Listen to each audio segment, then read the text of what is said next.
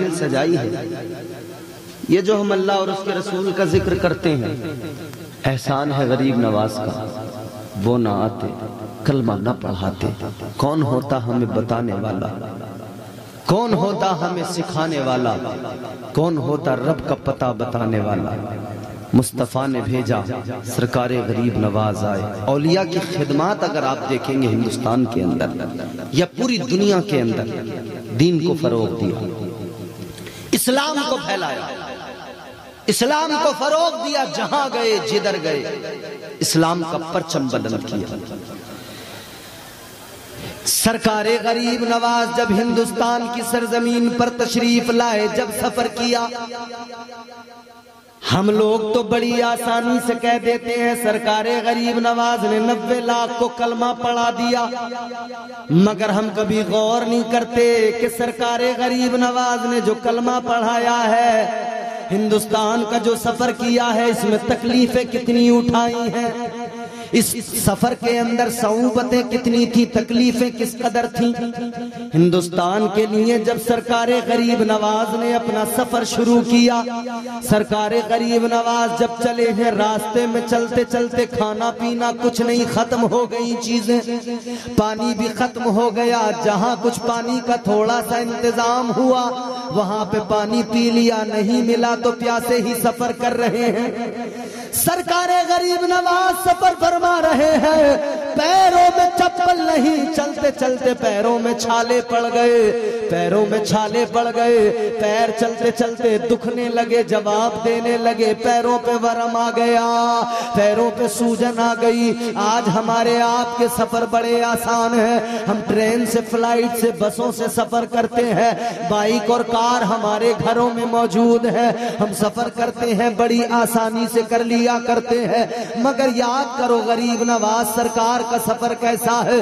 سرکار غریب نواز نے جب ہندوستان کی سرزمین پر قدم رکھا ہے، اتنی آسانی سے نہیں رکھا ہے، پیروں میں چھالے پڑ گئے ہیں، پیروں میں چھالے ہیں، تب ہندوستان کی سرزمین پہ قدم رکھا ہے۔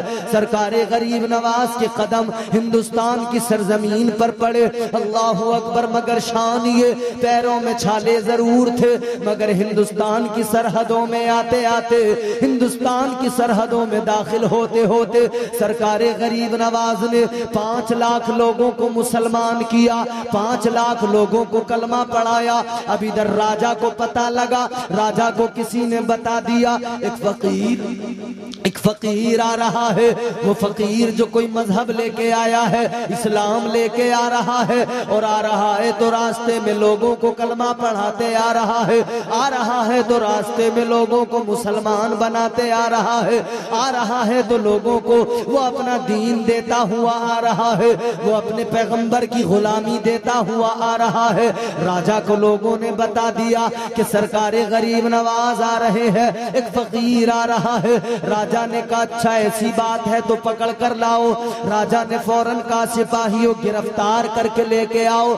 سرکار غریب نواز کو پکڑ لیا، راجہ کے دربار میں لے کر آ گئے، راجہ کے دربار کے اندر لا کر پیش کر دیا۔ راجہ نے کہا کون ہو؟ آپ نے فرمایا مدینے والے کا غلام ہوں۔ راجہ کہنے لگا کیوں آئے ہو؟ فرمایا مدینے والے کا پرچم بلند کرنے آیا ہوں، ہندوستان پر حکومت کرنے آیا ہوں۔ راجہ نے کہا بابا ہندوستان پہ حکومت کرنے آئے ہو؟ کہاں ہندوستان پہ حکومت کرنے آیا ہوں۔ راجہ کہنے لگا اگر ہندوستان پہ حکومت کرنا ہے تو کوئی یوں ہی تو نہیں کر سکتا ہے، پہلے اسے ہم سے جنگ کرنی پڑے گی، پہلے اسے ہم سے مقابلہ کرنا پڑے گا، تو بتاؤ کیا تم مقابلے کو تیار ہو؟ کہنے لگے ہاں تیار ہے۔ تو وہ کہنے لگا بادشاہ و راجہ کہ تمہارا لشکر کہاں ہے، تمہاری فوج کہاں ہے؟ سرکار غریب نواز نے فرمایا فوج کی ضرورت تمہیں پڑتی ہے، تم زمین پر حکومت کرنے والے لوگ ہو، تمہیں فوج کی ضرورت پڑتی ہے مگر ہمیں فوج کی ضرورت نہیں پڑتی ہے، ہم تو اللہ تعالیٰ کے فضل و کرم اور اس کی رحمتوں پہ بھروسہ کر کے نکلتے ہیں، ہمیں زمین پر حکومت نہیں کرنا، ہمیں تو دلوں پہ حکومت کرنا ہے، ہمیں لشکر کی فوج کی ضرورت نہیں ہے۔ کہنے لگا نہیں کوئی تو تمہارا لشکر ہوگا۔ آپ نے فرمایا کوئی نہیں ہے۔ تو راجہ نے کہا ان کا سامان اٹھاؤ، ان کے سامان کی تلاشی لو، آخر ان کے پاس میں ہتھیار کون سے ہے، کیا لے کے آئے ہیں۔ اللہ اکبر کبیرہ۔ جب گٹھری کو کھولا گیا، وضو کا پانی ملا، وضو کے پانی کا لوٹا گٹھری کے اندر سے نکلا، ایک چٹائی مسلح اس گٹھری کے اندر سے نکلا۔ آپ کی گٹھری کے اندر سے کیا نکلا؟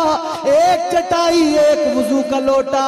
اللہ اکبر۔ دیکھا راجہ نے، کہا یہ کیا ہے؟ فرمایا یہی تو ہمارا ہتھیار ہے، یہ ہاتھ میں تسبیح ہے، یہ جو پانی کا لوٹا ہے ہم وضو کرتے ہیں، اور یہ جو مسلح ہے اس کو بچھا کر جب سر زمین پہ رکھتے ہیں، زمین پہ سر جھکا کر اللہ کی پاکی کا اعلان کرتے ہیں، تو اللہ تعالی ہمیں اس کائنات میں سر بلندی عطا فرما دیتا ہے۔ سبحان اللہ، زندہ باد زندہ باد۔ فرمایا اللہ تعالی ہمیں سبحان اللہ اسی کے تو فعل نوازتا ہے۔ ہم پیادے ہیں وزیروں میں گنے جاتے ہیں، چشتیہ در کے فقیروں میں گنے جاتے ہیں۔ سبحان اللہ سبحان اللہ، زور سے بولیں سبحان اللہ۔ ہم پیادے ہیں وزیر، تھک گئے آپ لوگ؟ تھکے نہیں ہے نا؟ تو زور سے بولیں سبحان اللہ۔ ماشاءاللہ سبحان۔ ہم پیادے ہیں وزیروں میں گنے جاتے ہیں، چشتیہ در کے فقیروں میں گنے جاتے ہیں۔ جب سے خواجہ نے عنایت کی نظر ڈالی ہے، کانچ کے ٹکڑے تھے ہیروں میں گنے جاتے ہیں۔ سبحان اللہ، کرم ہے ہم پر غریب نواز سے، بے شک۔ سبحان اللہ سبحان اللہ۔ اسلام کا پرچم لہرا دیا ہندوستان میں، اور جانتے ہو یہاں پہ ہر طرف ٹن ٹن ٹنا ٹن یہی تو ہوتا تھا، ہر طرف بت خانوں کے اندر لوگ جا کر اپنی عبادتیں کرتے تھے، ہاتھ جوڑتے تھے، اپنے ہاتھوں سے بنائے ہوئے پتھر کے صنم، انہی کے آگے تو سر جھکاتے تھے نا۔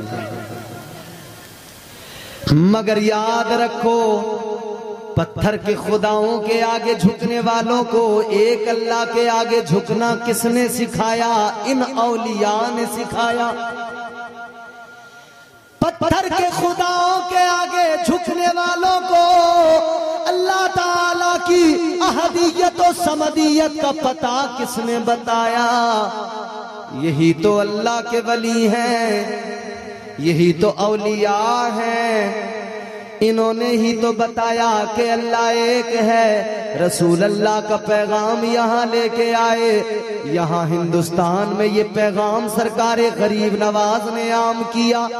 ایک راستے پہ بیٹھ گئے، لوگوں کو دیکھ رہے ہیں، جانے والے مندروں میں جا رہے ہیں، عبادتیں کر رہے ہیں، لیکن سرکار غریب نواز راستے میں بیٹھ کر دیکھ رہے ہیں۔ تو آپ نے جا کر دیکھا معاملہ کیا ہے، آپ کو سمجھ میں آیا ہندوستان کے لوگ میوزک کے بڑے شوقین ہیں، ہندوستان کے باشندے میوزک کو، موسیقی کو پسند کرتے ہیں۔ سرکار غریب نواز نے سمجھ لیا ان کو بلانا ہے تو ان کو ان کے ہی طریقے سے بلانا پڑے گا، ان کو بلانا ہے تو ان کا ہی انداز اپنانا پڑے گا۔ سنیں توجہ سے، بڑی لطیف بات ہے، آخری بات عرض کر رہا ہوں۔ فرمانے لگے ان کو بلانے کے لیے طریقہ ان کا ہی اختیار کرنا پڑے گا، کیونکہ جب کوئی آئے گا نہیں تو اس کو پتہ کیسے لگے گا؟